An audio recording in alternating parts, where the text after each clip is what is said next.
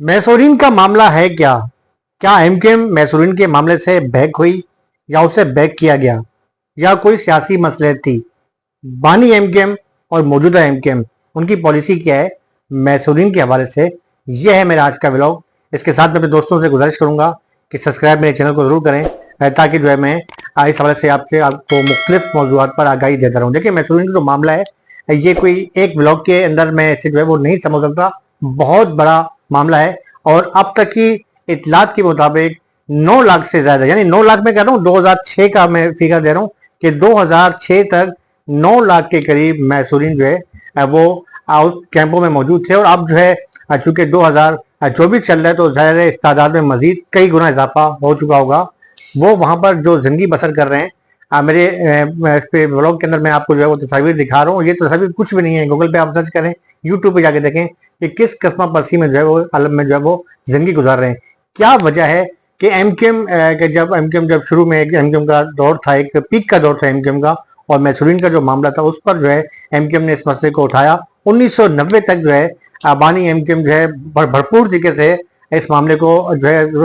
उछालती भी रहे और काफी इस पर एहतजाज भी किया गया, लेकिन अब फिर अचानक जो है वो बैक किया गया। उसके बाद जो है कौम प्लस जमातों की जानिब से जो है वो एहतजाज भी किया गया कि बिहारी ना खपन, ये चौकिंग की गई। उसके बाद ठीक है, माना कि कहीं कहीं गाय बगाए एमकेएम के जो बानी हैं, जिस तरीके से जो पॉलिसी चल रही है वो अपने वहां से जो है स्टेटमेंट के जरिए इस मसले को ताज़ा करते रहते हैं। लेकिन इस वक्त जो मौजूदा एमकेएम है, जिसे एमकेएम पाकिस्तान कहा जाता है, और जो इस वक्त मेरे ख्याल में हम फॉर्म 47 कहें या जो भी कहें, जिसके तहत भी जो है हुकूमत में आई है, लेकिन बहरहाल अपना एक खोया हुआ जो मोराल था वो एमकेएम ने दोबारा जो है वो बहाल भी किया है, सीटें भी ले ली हैं। अब एमकेएम जो है मेरे ख्याल में परवेज मुशर्रफ के दौर के बाद जो है दोबारा एक एमकेएम अपने फुल जौवन में आई है। क्या एमकेएम मैसूरीन का मामला जो है वो हल करने के हवाले से संजीदा है, नहीं है? इस मसले को क्यों नहीं उठाया जाता? यह है मेरा आज का ब्लॉग। और मैं दोस्तों से दोबारा गुजारिश करूंगा कि आप इसको मेरे इस सब्सक्राइब चैनल को करें ताकि मैं मजीद मौजूद पर आपके सामने मैं बात भी लाता रहूं। देखिए, मैं एक वाक़े का जिक्र करता हूँ। मैं आपको ये नहीं बताऊंगा कि मैं कहाँ गया था, लेकिन कम अज कम एक हमारे सिक्योरिटी इदारे जो हमारे मुल्क का फख्र है, जिन्हें मैं सलाम पेश करता हूँ, कि जब हम यहाँ पर अपने पुरासाइश घरों के अंदर बैठ के जो है वो गर्मी के सर्दी के मजे ले रहे होते हैं, बारिश से एंजॉय कर रहे होते हैं, बैठे होते हैं, खाना खा रहे होते हैं, वो लोग जो है बॉर्डर पर जो है अपने हमारी फराइज सर अंजाम दे रहे होते हैं। ये बॉर्डर एरिया का मैंने पिछले दिनों का जो है वो कवरेज की थी और वहां पे मैंने देखे उनके हालात देखे हैं कि वहां पर सांप, बिच्छू, कांटेदार झाड़ियां, मतलब इतनी मुश्किलात है वहां पर। लेकिन वो जो है उन नौजवान, और वही उन्हीं को हम सलाम करूंगा। मेरे चैनल का नाम भी आम साफी है। आम साफी हो, आम मजदूर हो, आम फौजी हो, आम सिपाही हो, मैं उसे सलाम पेश करता रहूंगा, क्योंकि मेरे चैनल का नाम ही आम साफी है और हर आम शख्स जो है मेरे लिए जो है काबिल कदर है। देखिए, मुझे बताया गया कि वहां पर जो बांग्लादेश का वाकया हुआ था और उसके बाद जो है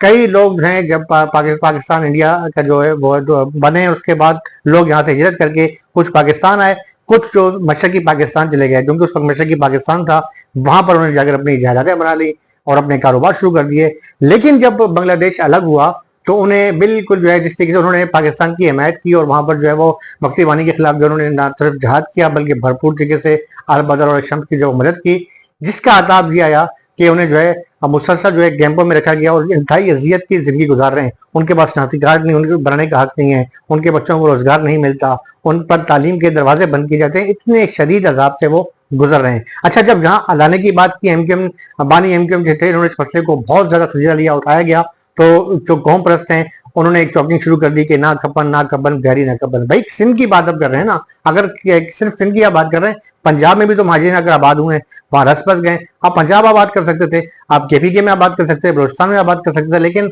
इतनी ज्यादा वो हुई कि उसके बाद जो है एमकेएम जो है वो आस्ता आस्ता अपने जो है वो मैनेज होती गई। बानी एमकेएम के हद तक तो समझ आता था, किसी हद तक कहीं ना कहीं गाय बगाए इस मसले को उठाया जाता था। लेकिन अब जो मौजूदा एमकेएम है, जिसमें जो माशाल्लाह मैं क्या कह सकता हूँ, मतलब वजारतों की जो भरमार है और अजीजों रिश्तेदारों को जो है वो नौकरियां भी मिल रही हैं, और शहीदों के नाम पे और असीरों के नाम पे पता नहीं कहाँ से कहाँ लोग पहुंच गए हैं, क्या कुछ बना लिया लोगों ने। वो जो कच्ची आबादियों में रहने वाले जो है वो डिफेंस शिफ्ट हो गए, क्लिफ्टन शिफ्ट हो गए। मदवसत पार्टी के जो है अब झंडा उठाने वाले जो है आज वो डिफेंस और पोस्ट इलाकों में जो बस गए जाके। तो भारत इस फैसले को बिल्कुल ही भूल गए कि भाई ये भी एक हमारा बुनियादी एजेंडा था मैसूरिन का मामला। तो मैं आपसे जिक्र कर रहा था कि मुझे रिटायर है सिक्योरिटी फोर्स के हमारे अच्छे फोर्स के बने, उन्होंने बताया मुझे कि मेरी बॉर्डर पे ड्यूटी थी और बताते हैं कि वहां से चूंकि भारत का जो सिक्योरिटी फोर्स है उसे BSF कहते हैं, भारतीय बॉर्डर फोर्स।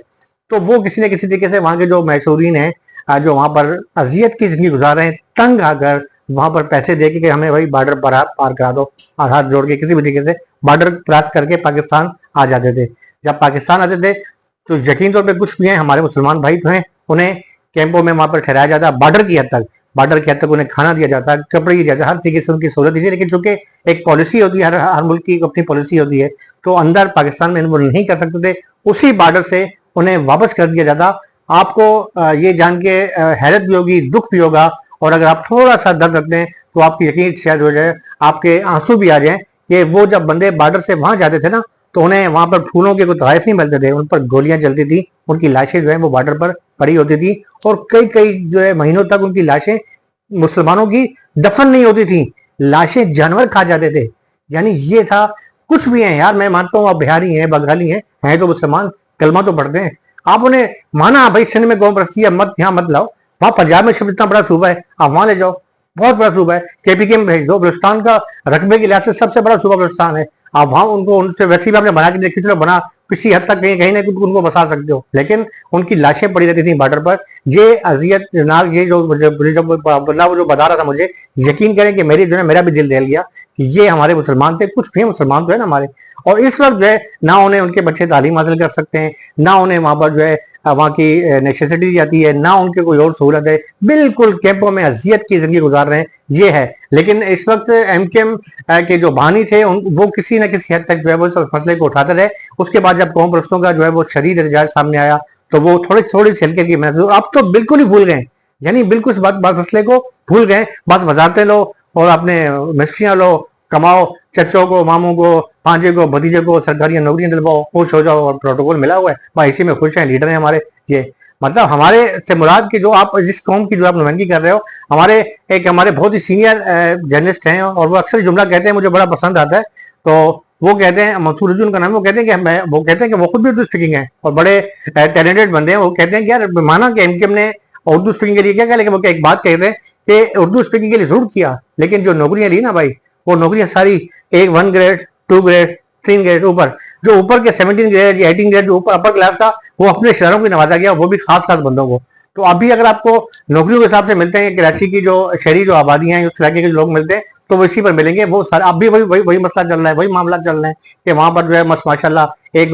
मखसूस जो ग्रुप है, और जो बुनियादी जो मसला था, मेरे ख्याल में आज भी अगर MKM जो है इस मैसूरीन के मसले को उठाए तो बहुत बड़ा जो है, और इस वक्त तो अगर देखा जाए तो परवेज मुशर्रफ के बाद एक बार फिर MKM फुल जोबन में आई है, और वो जोबन वही जोबन है जो मुशर्रफ के दौर में, वो तो नहीं कह सकते, वो तो बहुत ज्यादा पावरफुल थी, यानी वज़ारत दाखिला भी आपके पास थी, बल्दियात भी आपके पास थी, हर जगह पावरफुल थे, बहुत कुछ आप कर सकते थे, लेकिन आपने नहीं किया। हाँ, इतना जरूर किया कि जो है मार्केटों में जो है वो छोटे छापे लगाने वाले जो MPA बन गए थे, वो आज डिफेंस शिफ्ट हो गए, लिफ्टिंग शिफ्ट हो गए, कहाँ से कहाँ पहुंच गए। लेकिन भारत अपने कौम के लिए, मैं बेहतर खुद जो है उर्दू स्पीकिंग नहीं हूँ भाई, ना मेरा तलक जो है वो MKM से, ना ही कोई मेरा रिश्तेदार कोई दूर दूर तक भी MKM को वास्ता है। वो अलग बात है कि मैं as a beat reporter MKM का जरूर रहा हूँ, लेकिन ज़ाहिर जब एक बंदा बीट करता है, इतने अरसे से मैंने MKM की बीट की है, तो मुझे MKM के कई मामला जरूरी पता भी हैं कि किस तरीके से इनके कारकुनों के क्या मसले मसाइल हैं, इनके असीलों के क्या मसाइल हैं, इनके लड़कों ने जो कुर्बानियां दी हैं उनके लिए क्या फंड मुख्तस किया गया, और किसने खाया, कैसे खाया, कब खाया, बहुत सी बातें जो है वो मैं आस्ते आस्ते इनके शफात करता रहूंगा। लेकिन जो मैसूरीन का मामला है, इस पर MKM ने बिल्कुल जो है वो खामोशी जो है वो साइलेंट हो गई है, यानी साइलेंट पॉलिसी है। अब मुझे नहीं पता कि इन्हें कौम परस्तों का डर है या क्या डर है। बहरहाल इस मैसूरीन के वाले से जो मैंने आपके वाक्य बन गया, मुझे बहुत दुख हुआ इस वाक्य का सुन के, और मैं यकीन तौर पर मुझे भी एज ए मुस्लिम जो है एक ऐसा वाक्य था कि जिस पर जैसे लाशें आपकी बॉर्डर पर पड़ी हैं, कोई उनको कफन देने वाला नहीं है, और वो जानवर वो लाशें खा रहे हैं, तो इसका भी मुझे अफसोस हुआ। और मेरे ख्याल में आप भी अगर MKM जो इस MKM पाकिस्तान जो है इनकी जो लीडरशिप है इस मैसूरीन के मसले को उठाए, तो शायद जैसा कि ये बात तो हर बंदा जानता है कि असल में MKM के जो आवाम के दिलों में कौन बस रहा है, कौन सी क्यादत जो उनके दिल में बस रही है, देखें ये तो दो राय नहीं है, और उनकी क्या पॉलिसी है, किसने क्या किया, किसने रियासत की बात की, किसने किया, उसको हट के। लेकिन ये तो आप भी जानते हैं, मैं भी जानता हूँ कि जो है अगर हम उर्दू स्पीकिंग की बात करते हैं, या जो MKM के निजाती लोग हैं वो किसको कायद मानते हैं, किसके साथ उनके नजरियात मिलते हैं, ये सब जानते हैं। लेकिन इस वक्त जो अवामी पजराई नहीं बन रही है, अगर ये मैथुरीन का मामला उठाया जाए तो बहुत से मामला हल हो सकते हैं। इसके साथ मैं मजीद जो है अपने मेरे ब्लॉग का भी इंतजार करता रहे, मैं इन मामला को समझाता रहूँगा। मेरे सीनियर प्रोड्यूसर और मेरे जो कैमरा मैन है, मेरे साथ हारिस सिद्दीकी और दीगर जो टीम है, उसके साथ मुझे इजाज़त दें। आपका भाई आफ्ताब हुसैन उर्फ आम साफ़ी, पाकिस्तान जिंदाबाद।